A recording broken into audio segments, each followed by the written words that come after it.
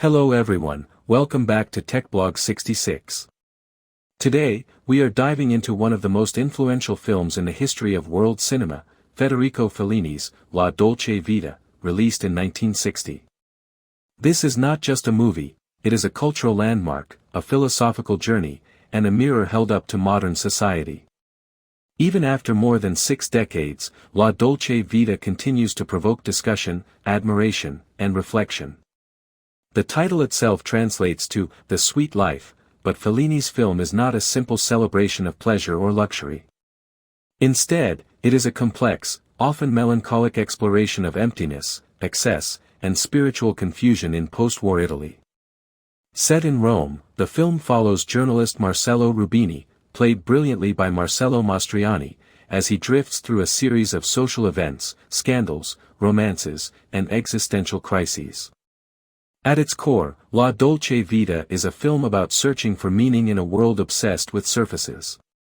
Marcello is a gossip columnist who reports on celebrities, aristocrats, and socialites. He moves from party to party, surrounded by beautiful people, flashing cameras, and constant noise. Yet, beneath this glamorous exterior lies a deep sense of dissatisfaction. Marcello wants to be a serious writer, a thinker, a man with purpose, but he keeps getting pulled back into the seductive chaos of Rome's nightlife. The film is episodic in structure, almost like a series of short stories connected by Marcello's presence. This narrative style reflects the fragmented nature of his life. There is no traditional plot with a clear beginning, middle, and end.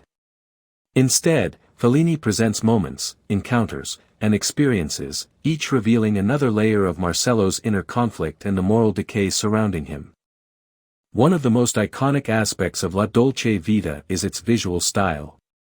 Shot in stunning black and white, the film uses light and shadow to create a dreamlike atmosphere.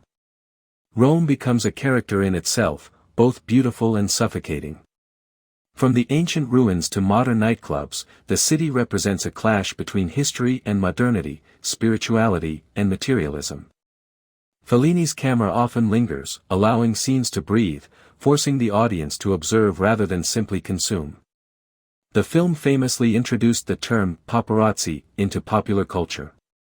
The character paparazzo, one of the photographers chasing celebrities, symbolizes the invasive nature of media and the growing obsession with fame.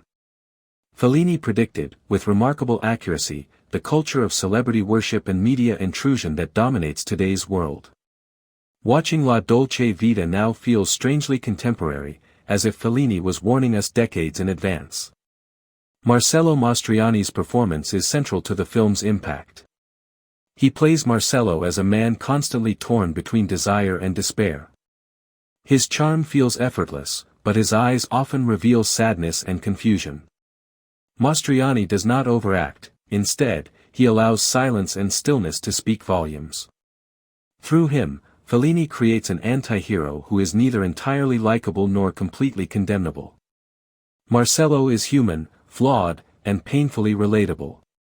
One of the most unforgettable characters in the film is Sylvia, played by Anita Ekberg. She embodies the fantasy of the sweet life. Her famous scene in the Trevi Fountain has become legendary in cinema history. Sylvia is larger than life, almost mythical, and represents the seductive illusion of happiness through beauty and fame. Yet, even this dreamlike moment carries an undercurrent of emptiness, as Marcello realizes that fantasy cannot replace genuine connection or purpose. Another important figure is Steiner, an intellectual and family man whom Marcello admires. Steiner represents the life Marcello believes he wants: culture, stability, and meaning. However, without revealing spoilers, Steiner's storyline takes a dark turn that shatters Marcello's idealized vision. This moment becomes a turning point in the film, emphasizing the idea that appearances can be dangerously misleading. Religion and spirituality play a subtle but significant role in La Dolce Vita. From fake miracles to hollow religious rituals, Fellini critiques the loss of genuine faith in modern society. The film does not attack religion itself but rather exposes how it has been commercialized and stripped of true spiritual depth. This theme adds another layer to the film's exploration of moral and existential crisis. The pacing of the movie is deliberate and sometimes challenging. At nearly 3 hours long, La Dolce Vita demands patience and attention. This is not a fast-paced film designed for instant gratification. Instead, it asks viewers to slow down, observe, and reflect. Some scenes feel repetitive, but this repetition is intentional. It mirrors Marcello's cyclical lifestyle, where each night promises excitement but ends in the same emotional void. The ending of the film is subtle and deeply symbolic. It does not provide clear answers or resolution. Instead, Fellini leaves the audience with questions. Has Marcello learned anything? Is redemption possible, or has he lost his chance forever?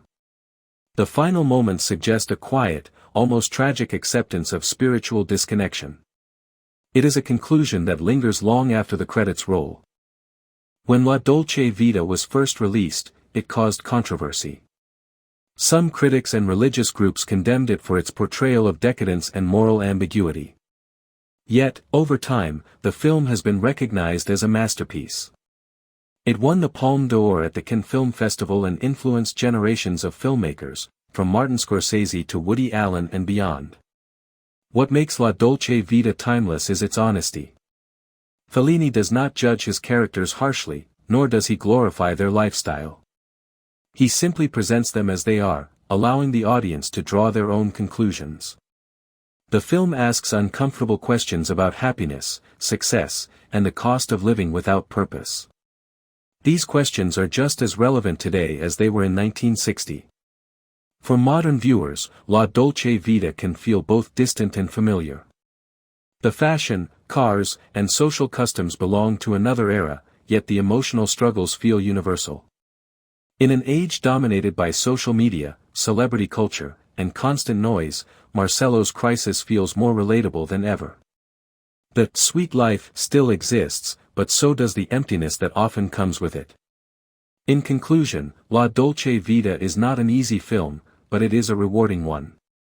It is a cinematic poem about desire, disillusionment, and the human need for meaning. Federico Fellini created a work that goes beyond entertainment and enters the realm of art. This is a film that challenges you, frustrates you, and ultimately stays with you. If you are willing to engage with it on its own terms, La Dolce Vita offers a profound viewing experience. It reminds us that beneath glamour and pleasure, the search for truth and connection remains the most important journey of all. Thank you for watching TechBlog 66. If you enjoyed this classic film review, don't forget to like, share, and subscribe for more deep dives into cinema history. This movie is available on YouTube free.